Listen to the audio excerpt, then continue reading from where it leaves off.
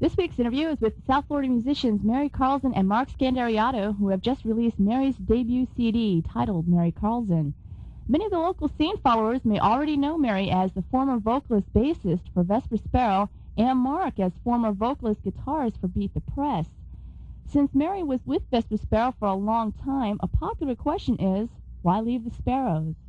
Well, I'd worked with them for 4 to 5 years, and we had done a lot of traveling, and I just felt that I had taken them as far as I was going to.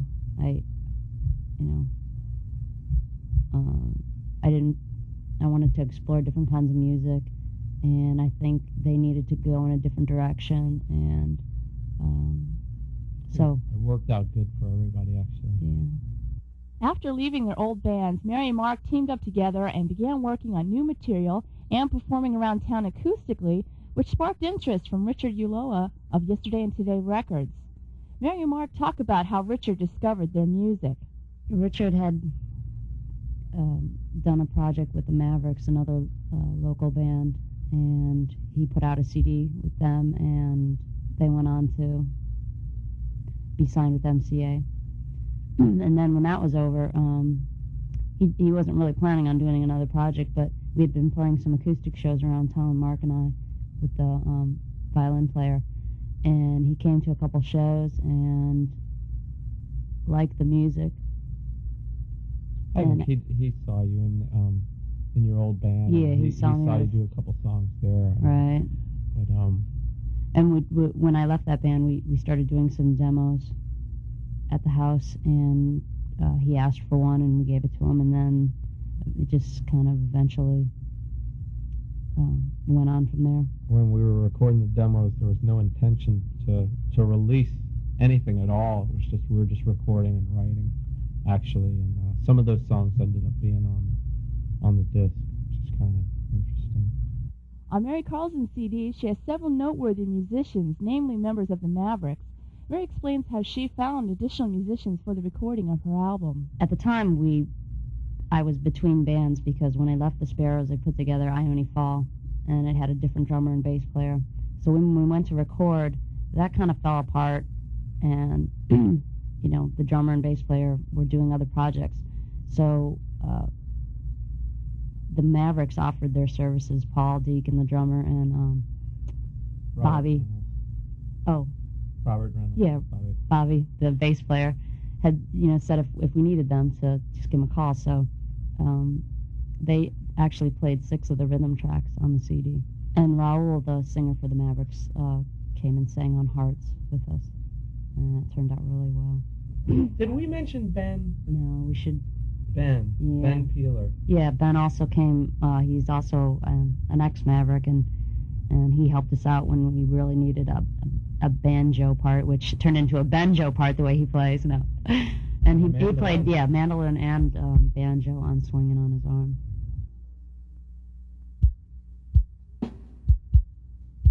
And here is the song that Paul, Bobby, and Raul, 3 members of the Mavericks, make a musical appearance on Mary's CD. This one's Hearts, right here on WKPX.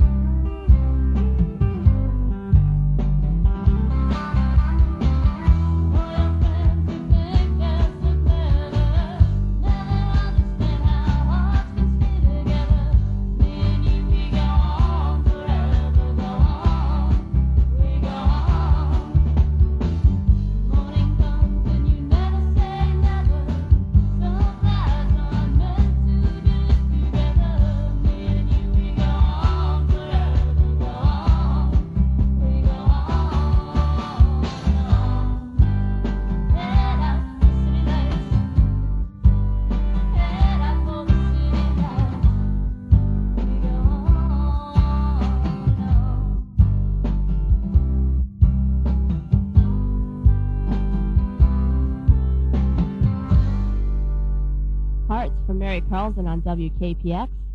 After recording her first solo album with help from the Mavericks, Mary decided her next move was to put together her own band in order to play out live. Yeah, we have Wayne, who is formerly of Talk of War and Lyrics for Lunch. And our bass player is Tracy Wilcox, who was playing with Lyrics for a couple weeks. And we have a fiddle player named Chuck Anton, and he's real busy with other projects, so he just comes and sits in and helps the band out. We have a Talk of War, a Beat the Press, and a Sparrow, and then we threw them in the blender. Yeah. We have this. Yeah, like the All-Stars band. Mark Scandariato, Mary's producer and guitarist, describes the band's musical style. I think because of the people, it's kind of a hybrid. It's like there's country influences, there's rock influences, and progressive influences mixed together. So whatever you get when you do that, I mean, I'm sure she writes the material, but I'm sure she doesn't say, hey, let's do a country song. No. She just writes, and then we develop. There are songs on there that are, you would say, definitely are country songs. And then there's a song on there that someone told me sounded like Toad the Wet Sprocket, so it's so varied that I wouldn't know where to even categorize it. And if you go to look in the record stores, they're putting it in pop. So it would be silly to put cowboy hats on anyone in the group, especially Wayne, just not a cowboy, and I don't think Tracy is either. But we don't mind if a song tends to go in that direction, then so be it. We just let the song take its own route. When anyone asks Mary what her songs are about specifically, she is reluctant to give an answer because she would rather leave it up to the listener. I don't usually like to, talk about exactly what the songs are about, because from my own personal experience when I was growing up, I'd hear a song and you could relate it to your life. You'd hear a song and you just broke up with somebody and you could totally relate it to your life, and And then when MTV came about and they kind of gave you what they wanted the song to be about. They put all those images in your head, so you could no longer have it. It wasn't, it took away your personal experience. I don't know if I'm relating this right. So every time you hear that song, you think of the MTV, the image of what they want you to get out of it. So I just like people to listen to the songs, and if they can say, that happened to me, or I had something like that happen, that's great. Although she doesn't define the exact meaning of her lyrics, Mary did tell the story behind the song, Dressed in White. There's kind of a strange story behind Dressed in White. The fiddle player, Chuck, was over to the house, and he was just fiddling around. Sorry. I was hoping she wouldn't say that. I had to. Sorry. So well, we could edit that later. Anyway, he was playing this tune, and it was like an old Irish folk ballad, from like the 1800s or something. And I thought that was really interesting, and I asked him, what is it called? And he said, I have no idea. I've been playing that song for a while, and there's no words to it or anything. It's just a, melody. I thought that was pretty cool, so I got the guitar and started writing some chords around it. And after he had left, I wrote a whole song, like kind of based on that little melody. And the song has lyrics in it about, it's something that's not taken from personal experience at all. It's about a woman who was left at the altar, and she thinks about it every day till her dying day, and won't give up on the whole idea. I kind of read a short story, that kind of related that. Anyway, so to make a long story short, it's about an unwed,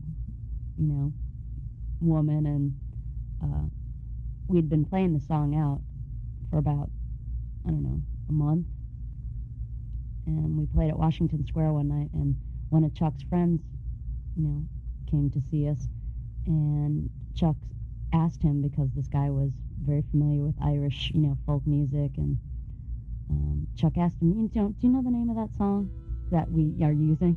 And he said, it's really strange because it's called Maid on a Bridge. And in those days, a maid was an unmarried woman. And when I wrote that, I had no idea, so it kind of gave me those spooks. It's like, ah! It's an omen. Yeah. I can only hope. No.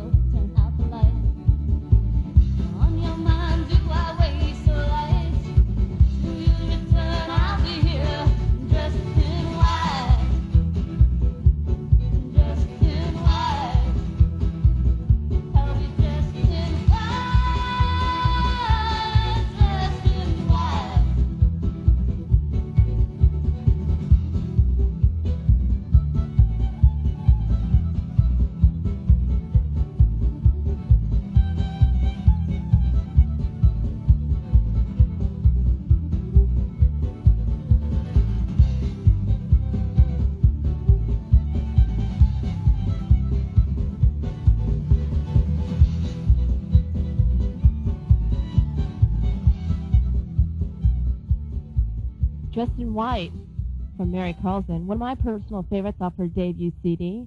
And we're going to take a short break here, and when we get back, we'll continue our interview with Mary Karlzen and Mark Scandariato. And if you're just tuning in, we're in the middle of an interview with South Florida musicians Mary Karlzen and Mark Scandariato from the Mary Karlzen Band, who have just released their first CD. I asked them how long it took to record the CD. Actually, we started back in maybe late April or May of last year, and a lot of those projects turned out to be just demo, where we kind of did arranging and experimented with sounds. And then we went back and recut the rhythm tracks over. We didn't use the original drum tracks. We went back, but as far as when we knew that we wanted to release this project, I'd say late April, early May. Somewhere around there. We recorded the rhythm tracks for 6 of the tunes in Miami. At Tropical Studio. And because we had the same format at home, then we took the tape home and finished the work on those there. So it was between our living room and studio in Miami where we did a couple of drum tracks. Since half the recording was done at their home, Mark explained some of the difficulties he and Mary had with home recording. Yeah, in the middle of a vocal track, the next door neighbor decides they're going to cut the grass, and you've got to, Yeah. no kidding. And we had to stop and wait, and Mary was like on a roll, and she's like, well, maybe we should go out and tell him, you know, to stop cutting his lawn. Yeah. I got so, you get so mad. You know, can you mow the lawn later? We're trying to do a vocal track here. Or you know, I would be talking to her, and she didn't have the headphones on because she's stirring the spaghetti sauce, you know. We learned a lot doing it at home. We did.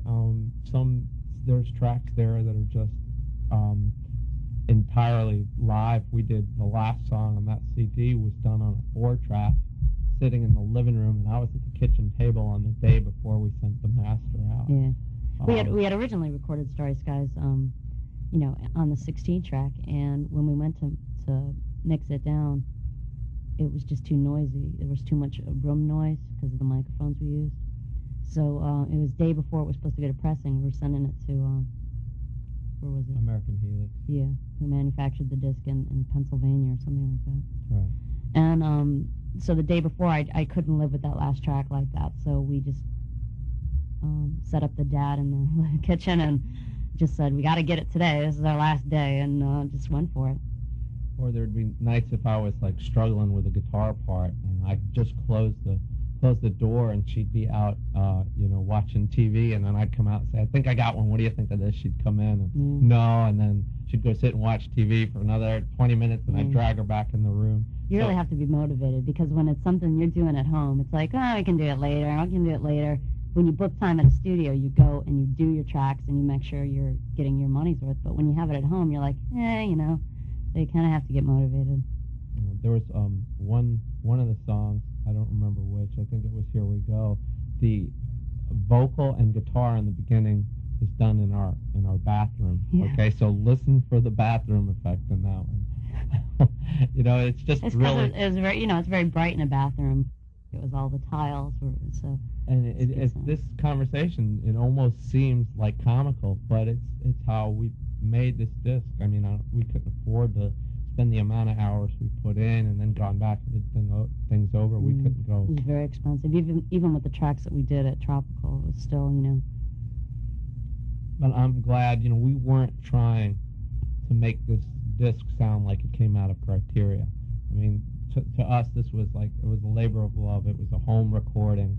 It was her material, and we didn't want to make it anything that it wasn't. In fact, we would go ahead and leave a track that had a mistake on it if it had the right feel. We weren't trying to get everything squeaky clean, just get the songs to come across. And I think we accomplished that, and the packaging looks great. We're pretty happy with it.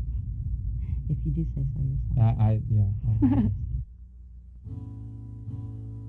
And here we go.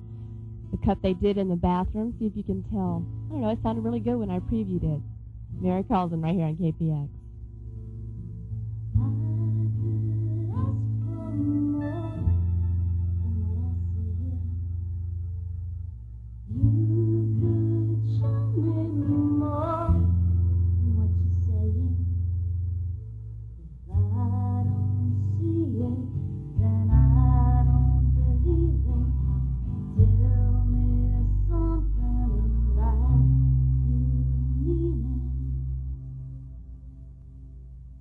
I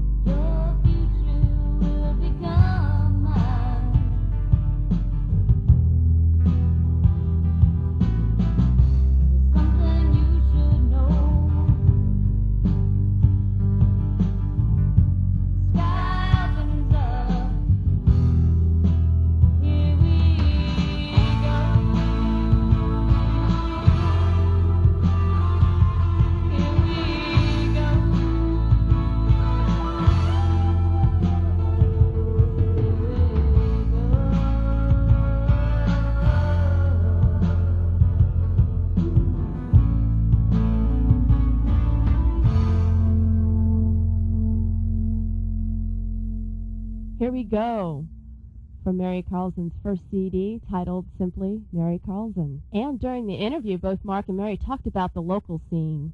It's getting much better. It's like exploded in the last 2 years. There's just so many bands now. I can't believe it. When we first started with the Sparrows, and there was Beat the Press and Talk of War, and there was only a few. There was like 10 bands maybe that I had heard of. And now there's like 150. Yeah, there's so many bands. Square has these bonds where there's, you're 150 groups up there. Which is great. I think it's just everybody just gets inspired by, they see a local band, and we saw a band on Saturday Night Live that looked like a local band, so it's like, gives you that, you can do it kind of, anyone could do it kind of feeling, but I don't know. There's plenty of clubs. I wish we still had the concert spotlight, whatever. Oh yeah, KPX used to run the... Right, and I listened to an old tape of an old interview I did, and to hear how we were talking back then and how much has changed since that interview, which might have been 3 years ago. There's a lot more venues, and there's a lot more bands. You guys are still supporting the local music. Which is great. And I caught the end of a concert spotlight on the show, and I was like, God, I remember when they used to announce all the shows, but that you'd probably need like a 15-minute spot now. But things are getting better. Mary and Mark tell us their local favorites. I used to really enjoy the Daisy Chain, but I haven't seen them as the Bellfires yet. I keep wanting to get out to one of their shows. And I saw Black Janet. I really was impressed by them. And who else? I have to say Love Canal. Oh, yeah, Love Canal, definitely. Absolutely. Those guys, they're still very good friends of mine, and they're doing great. They're working pretty hard. There's quite a few bands, go on and on. There's a lot I'd still like to go out. Yeah, there's a lot I haven't even seen, and I keep hearing all sorts of things about them. It's so hard when you're working all the time and rehearsing every night to, get out there. Besides listening to local music, Mary talks about other music that she enjoys. I'm working in record stores since I was 15, and I've heard everything, I've gone through a classical period, a jazz period, I was, one time all I listened to was Replacements and the Smiths, and, but my parents, when I was growing up, listened to country, and I hated it, and I was like, God, why do I always have to listen to Merle Haggard, It's like, but then as you get older, you come back around and you tend to miss those times or something, I don't know. And now I'm hearing a lot of good music on country radio. Not a lot of it is terrible, but there's a few songs that are really well written. And, I would say songwriters like, Ricky Lee Jones and James Taylor, those are the ones that got me to pick up the guitar and play. Most of Mary's musical inspiration comes from her fond memories of the Midwest where she grew up. A lot of the lyrics are from memory, or if we get a chance to get out of town sometimes, I originally spent most of my teenage years in the outskirts of Chicago, the suburbs. The town next to ours was a farming community, and that's where a lot of the influences from the lyrics from the CD. And this particular cut is a good example of Mary's lyrical inspiration coming from her past. This is Night of a Million Moons, right here on KPX. What seemed to be a million years ago, when the summers were as endless as the days and the sky was as lazy. My mother and I would sit on the concrete steps and watch the wind blow through